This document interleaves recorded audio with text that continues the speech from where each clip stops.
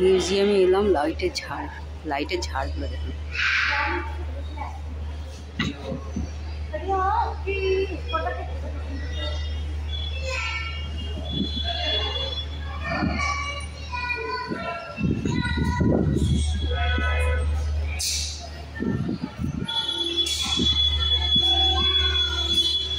এই দেখুন,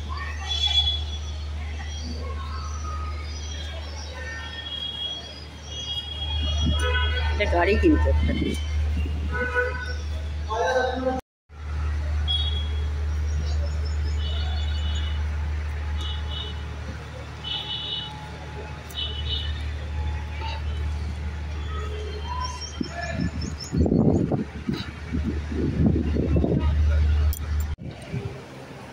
শিব মন্দিরে ঢুকলাম, শিব গঙ্গা মন্দির।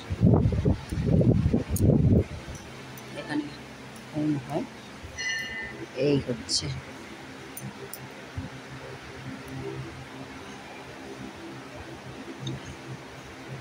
শিব পার্বতী, হনুমানজি।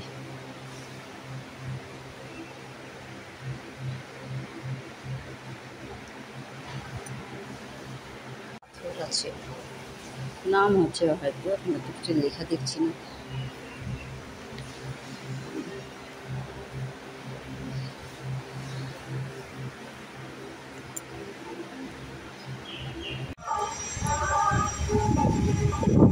এবার এই দুর্গা মন্দিরে ঢুকবো, জানি না ভেতরে ফটো তুলতে দেবো কি।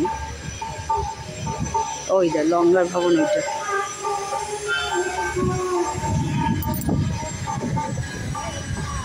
এলাম। কি সুন্দর জল দেখুন। ঠিক এই ইয়েতে গেছিলাম যখন স্বর্ণ মন্দির দেখতে, ঠিক এইরকম ছিল, দুদিকে এরকম জল, আর এইখানে এত ভিড় ছিল। কিন্তু এখানেও ঠিক ওই রকমই লাগছে পুরো মন্দিরটা। তবে সোনা দিয়ে যেমন ওখানেও বাঁধানো, এখানেও শুনেছি, দেখছি একদম ফাঁকা, তাই আমরা ভালোভাবে দর্শন করতে পারবো, নাহলে এখানেও নিশ্চয়ই খুব ভিড় হয়। রবিবার ছিল বলে নাকি ওইখানে এত ভিড় ছিল।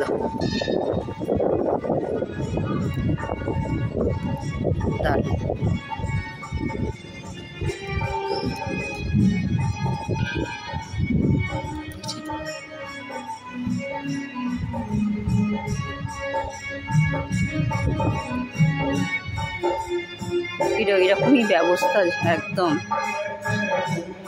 এই দেখুন সোনা দিয়ে,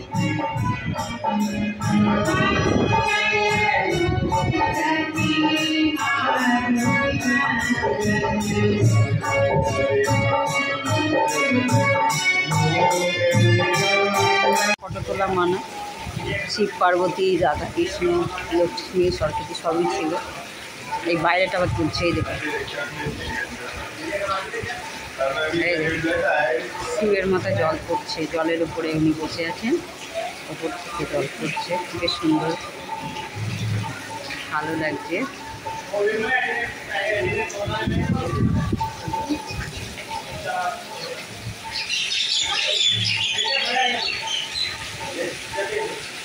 পুরো জল।